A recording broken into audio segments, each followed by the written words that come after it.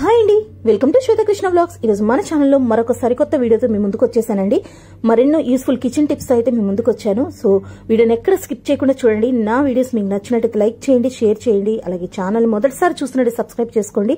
ఈ టిప్స్ అనేది మన డైలీ రొటీన్ లైఫ్ లో చాలా చాలా యూజ్ అవుతాయండి. సింపుల్ గా కనిపిస్తాయండి, కాకపోతే ఒకసారి ఫాలో అయితే తెలుస్తుంది. మొదటిగా వచ్చి మనం ఇడ్లీకి మినపప్పు అనేది నానబెట్టుకుంటాం కదండి. సో కొంతమంది ఏంటంటే దీన్ని గ్రైండర్ వేస్తారు, కొంతమంది మిక్సర్ వేసుకుంటారు. నేనైతే మిక్సీకి పట్టుకుంటానండి. ఇలా మనం పప్పు అంతా నీళ్లు లేకుండా మిక్సీకి వేసుకున్న తర్వాత ఒక చిన్న టిప్ ఫాలో అవ్వండి. పప్పు మనకి బాగా కలిసి వస్తుంది, అంటే ఎక్కువగా వస్తుంది అనమాట. మిక్సీ పట్టుకున్నా కూడా సేమ్ గ్రైండర్ లాగా వస్తుంది. అది ఎలాగంటే ఇలా పప్పు కాస్త కచ్చాపచ్చగా పట్టుకున్న తర్వాత ఇందులోకి కూల్ వాటర్ అండి, అంటే ఐస్ వాటర్ అంటాం కదా, మనం ఫ్రిడ్జ్ లో పెట్టుకున్న వాటర్ ఉంటుంది కదా, ఆ వాటర్ పోసి ఈ పప్పును రుబ్బుకోవాలండి మిక్సీలో అయితే. సో గ్రైండర్ లో కూడా చేసుకోవచ్చు, బట్ మిక్సీకి అయితే మనకు ఒదుగు ఎక్కువ వస్తుందని ఈ టిప్ అయితే చెప్తున్నాను. సో దీనివల్ల ఏంటంటే మనకి పిండి ఒదుగు అనేది బాగా ఎక్కువ వస్తుందండి. చూస్తున్నారు కదా, ఇలా స్మూత్ గా చక్కగా కూలింగ్ వాటర్ తో మనం మినపప్పుని గ్రైండ్ చేసేసుకుంటే మనకి పిండికి బాగా మనకి కలిసి వస్తున్నట్టు ఉంటుంది. సో ఈ టిప్ అనేది చాలా యూస్ఫుల్ అవుతుందండి. ఒకసారి మీరు ఈ టిప్ ని ట్రై చేసి చూడండి. నెక్స్ట్ టిప్ వచ్చి, అదే ఇడ్లీ పెట్టడానికి మనం రవ్వ అనేది యూజ్ చేస్తాం కదా, ఈ రవ్వని చాలా మంది అప్పటికప్పుడు కడిగేసి పిండిలో కలిపేస్తారండి, మినప్పిండిలో. అలా కాకుండా ఈ రవ్వని మీరు 1 గంట సేపు నానపెట్టి తర్వాత నీళ్ళని వంపేసి పిండి అప్పుడు మినప్పిండిలో కలుపుకోండి. ఇడ్లీలు సూపర్ సాఫ్ట్ గా అయితే వస్తాయి. ఇప్పుడు నెక్స్ట్ టిప్ వచ్చి నిమ్మకాయ అండి. జనరల్ గా మనందరం ఏం చేస్తామంటే కొన్ని రెసిపీస్ లో నిమ్మకాయ పూర్తిగా అయితే వాడము. ఒక అరచెక్క పిండేసి అరచెక్క పక్కన పెడతాము. ఈ అరచెక్క ఏంటంటే నల్లగా అయిపోయి వాడిపోయినట్టు అయిపోతుంది. అలా కాకుండా మనం సగం వాడి సగం వాడకపోయిన దాన్ని కూడా ఫ్రెష్ గా ఉండేలాగా ఎలా చేసుకోవాలి ఈరోజు టిప్ షేర్ చేస్తాను చూడండి. ముందుగా ఇక్కడ నేను పిండడం లేదండి, ఎందుకంటే నాకు అవసరం లేదు కాబట్టి జస్ట్ కట్ చేసి మీకు చూపిస్తున్నాను ఎలా స్టోర్ చేసుకోనండి. ఇలా ఒక టూత్ పిక్ తీసుకుని 2 హాఫ్స్ ని కలిపేసి కాయలాగా చేసి టూత్ పిక్ తో దాన్ని సీల్ చేసేయండి, ఇలా క్లోజ్ చేసేయండి. ఇప్పుడు దీన్ని మీరు ఇలాగే ఫ్రిడ్జ్ లో పెట్టుకోండి. యూస్ చేసే ఒక 5 నిమిషాల ముందు బయట పెట్టుకుని మీరు పిండుకుంటే రసం సూపర్ ఫ్రెష్ గా వస్తుంది. కాయ కూడా ఇలాగే ఉంటుంది, వాడనే వాడదు. చూస్తున్నారు కదా. సో నెక్స్ట్ టిప్ వచ్చి కందిపప్పు.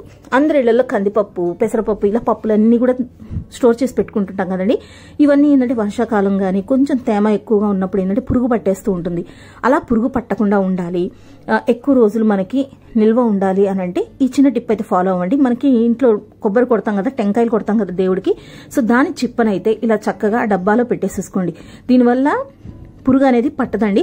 పైగా ఈ చిప్ ఏంటంటే మనకి పప్పుని ఎత్తుకోవడానికి కూడా ఈజీగా ఉంటుంది. చూడండి, 2 రకాలుగా అయితే ఇది ఉపయోగపడుతుంది. ఈ టిప్ అనేది ఒకసారి ట్రై చేసి చూడండి, మీకే తెలుస్తుంది. ఇలాగ కొబ్బరి చిప్పను పెట్టేసేసుకుంటే మనకి పప్పు అనేది పురుగు పట్టకుండా ఉంటుంది. నెక్స్ట్ టిప్ వచ్చి ఉల్లిపాయలు. ఇవి జనరల్ గా అందరి ఇళ్లలో కనీసం 2 కేజీల నుంచి 3 కేజీలు అయితే తెచ్చి నిల్వ చేసి పెట్టుకుంటుంటారండి. ఒక్కోసారి వీటికి ఏంటంటే ఇవి కుళ్ళిపోవడము లేదా మొలకలు రావడం అలా జరుగుతూ ఉంటుంది. సో అండ్ వీటిని వచ్చి జాలి బుట్ట, అంటే చిల్లులు ఉన్న బుట్టల్లో వేసి పెట్టుకుంటారు. నేనైతే ఇలా అట్టపెట్టలో వేసుకుంటానండి. ఇవి ఏంటంటే మనకి అమెజాన్ లాంటి పార్సల్స్ ఏమైనా వచ్చినప్పుడు అట్టపెట్టలు వస్తాయి కదా, వాటిని వేస్ట్ చేయకుండా నేను ఉల్లిపాయలు అయితే దీంట్లో వేసుకుంటాను. అలాగే వీటిలోంచి మనకి తేమ అనేది ఏదైనా ఉన్నా కూడా పీల్చేయడానికి ఇలా ఒక న్యూస్ పేపర్ తీసుకొని చిన్న చిన్న ముక్కలుగా కట్ చేసి అవి ఎర్రగడ్డల మధ్యలో అనేది వేసేసుకొని కింద అడుగును కూడా వేసేసుకుంటే తేమ ఏదన్నా కూడా ఈ న్యూస్ పేపర్ ముక్కలు అనేది పీల్చేసుకుంటాయి. అండ్ కొన్నిసార్లు మనకి మొలకలు వస్తుంటాయి ఈ ఉల్లిపాయలకి. ఆ మొలకలు రాకుండా ఉండాలన్నా కూడా ఒక టిప్ ఉందండి. చూడండి, ఇలాగ టెంకాయ చిప్ ఉంటుంది కదా, దాన్ని తీసుకుని మనం ఉల్లిపాయల టబ్లో కానీ ఇలాగ అట్టపెట్టెలో ఎక్కడైతే వేసుకుని ఉంటాం అక్కడ పెట్టేసేసుకోవడం వల్ల ఏంటంటే ఈ ఉల్లిపాయలకి మొలకలు రాకుండా ఉంటాయండి. చక్కగా మనకి ఎక్కువ రోజులు కూడా నిల్వ ఉంటాయి. ఇది చాలా యూస్ఫుల్ టిప్ అండి, దీన్ని ట్రై చేయండి, మీకే తెలుస్తుంది. నేనైతే ఇలాగ అట్టపెట్టెలో అయితే వేసి పెట్టుకుంటానండి. నెక్స్ట్ టిప్, మనము వడియాలు అప్పడాలు వేయించుకుంటూ ఉంటాం కదండి. సో పిల్లలు ఉన్న ఇళ్లలో ఏంటంటే రకరకాల షేప్స్ ఫ్లేవర్స్ తెచ్చుకుంటూ ఉంటాము.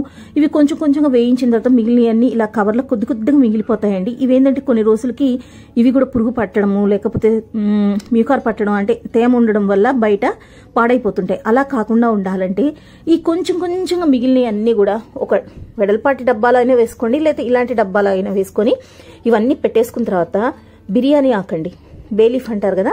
సో ఈ బిర్యానీ ఆకు మనం పెట్టిన క్వాంటిటీని బట్టి బిర్యానీ ఆకుని అడుగున పక్కల మొత్తం కూడా మనం ఇలాగ ఒక 4-5 ఆకుల్ని పెట్టేసేసుకోవాలండి. తర్వాత వీటితో పాటు లవంగాలండి, మనం మసాలా దినుసుల్లో వాడే లవంగాలు ఉంటాయి కదా, ఒక 6-7 లవంగాలు తీసుకుని వేసేసుకోండి. ఇవి మనకి 6 నెలలైనా కూడా పురుగు పట్టకుండా ఇలాగే ఫ్రెష్ గా ఉంటాయి. సో చూస్తున్నారు కదా, ఈ టిప్ అయితే చాలా యూజ్ అవుతుంది. ఒకసారి ట్రై చేసి చూడండి. టిప్ నచ్చినట్లయితే లైక్ చేయండి. నెక్స్ట్ టిప్, మనం జనరల్ గా పచ్చళ్ళ కోసం పల్లీలు అనేది వేయించుకు పెట్టుకుంటుంటాం. కాస్త ఇంట్లో ఎవరైనా తినేవాళ్ళు ఉన్నా కూడా కాస్త ఎక్కువ మోతాదులోనే వేయిస్తూ ఉంటాం. కాకపోతే ఈ పల్లీలు పై పొట్టు అంటే చాలా మందికి పచ్చడికి పై పొట్టు అనేది వేసుకోరండి. సో నేను కూడా వాడను, పై పొట్టు అనేది తీసేస్తాను. సో దీన్ని ఈజీగా ఎలా తీసేసుకోవాలనేది టిప్ అనేది షేర్ చేస్తాను. జనరల్ గా అయితే పల్లీలని ఇలా చేత్తో బాగా నలుపుతాం కదండి, నలిపిన తర్వాత చాట్లో వేసి చెరుగుతారు. ఇప్పుడు ఈ రోజుల్లో చాట్లు వాడకం అనేది తగ్గిపోయింది. సో నా దగ్గర కూడా చాట్ అనేది లేదు, నేను ఇలా పళ్ళల్లో చెరిగేదాన్ని. కాకపోతే కొంతమంది ఫ్రెండ్స్ అయితే నాకు ఈ టిప్ షేర్ చేశారండి. ఇలాగ మనకి అప్పడాలు వడలు అవన్నీ ఎత్తే గరిట ఉంటుంది కదా, దీంట్లో ఇవన్నీ వేసుకొని చక్కగా జల్లించేసుకోవడం వల్ల ఏంటంటే కిందకంతా కూడా ఆ పొట్టు వచ్చేస్తుంది, పప్పు చక్కగా ఫిల్టర్ అయిపోతుందని చెప్పారు. సో నేనైతే ఈ మెథడ్ని ఫాలో అవుతున్నాను చాలా రోజుల నుంచి.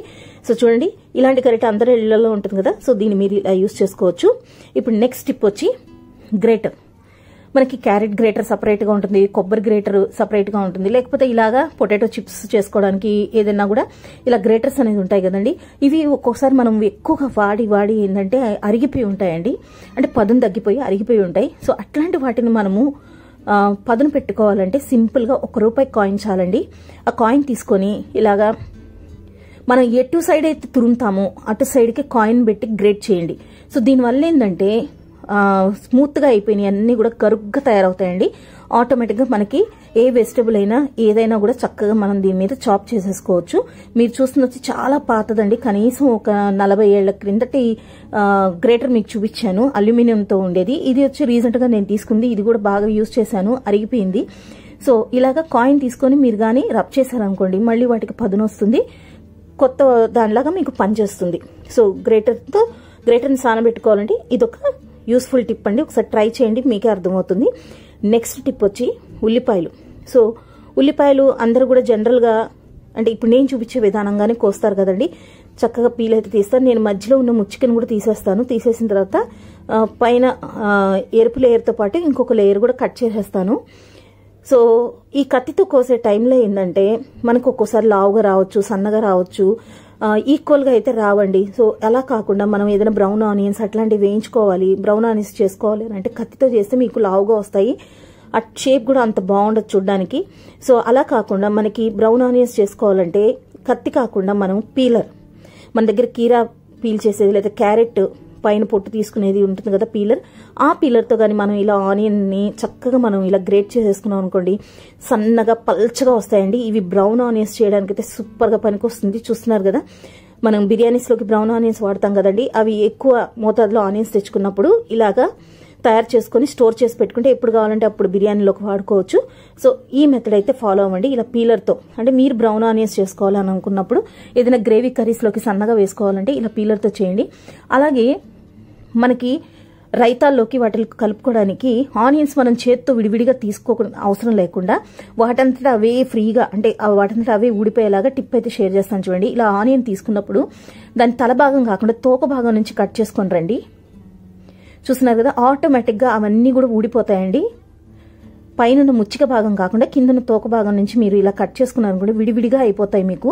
సో వీటిని ఏంటంటే రైతా చేయడానికి కానీ ఏదైనా కర్రీస్కి కానీ చాలా చక్కగా ఉపయోగపడుతుంది. ఈ టిప్ అనేది ఫాలో అయ్యి చూడండి, మీకు అర్థమవుతుంది. జస్ట్ చేత్తో అలా మెదపగానే అన్ని కూడా ఊడిపోతాయండి పొరలు పొరలుగా. ఇవి కాస్త పెద్ద సైజు చేసుకోవచ్చు, చిన్న సైజు చేసుకోవచ్చు. ముఖ్యంగా రైతా వాటిలో కలుపుకోవడానికి లేకపోతే బిర్యానీకి వాటికి చికెన్ కి వాటికి సైడ్ డిష్ గా పెట్టుకోవడానికి ఇలా ఈ టెక్నిక్ తో అయితే కట్ చేసుకోండి, చాలా యూస్ఫుల్ అవుతుంది.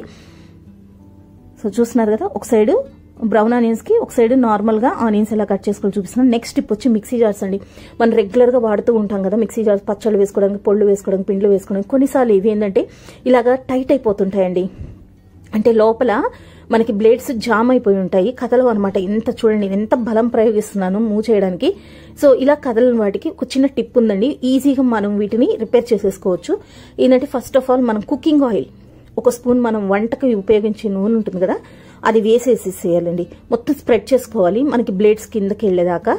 ఇలాగా బ్లేడ్ చుట్టూరా కూడా స్ప్రెడ్ చేసుకోవాలి. చూడండి అస్సలు తిరగట్లేదు ఇది.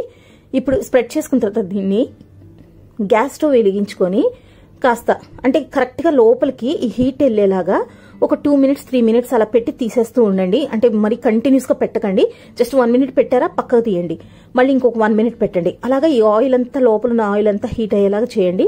పొరపాటున కూడా మీరు జార్ని చేత్తో పట్టుకోకండి, హ్యాండిల్ దగ్గరే పట్టుకోండి. ఎందుకంటే మనం హీట్ చేసాం కదా, కాలిపోతుంది చెయ్యి. చూడండి నేను ఒక్క 1 మినిట్ పెట్టేసరికి ఎంత ఈజీగా, అంటే అంత ఈజీ కాదు, కొంచెం లూజ్ అయింది, తిరుగుతుంది. ఇంకొక 2 మినిట్స్ కానీ పెడితే చక్కగా మీకు జార్ బ్లేడ్స్ అనేది ఈజీగా తిరిగిపోతాయి. టిప్ నచ్చినట్టయితే లైక్ చేయండి.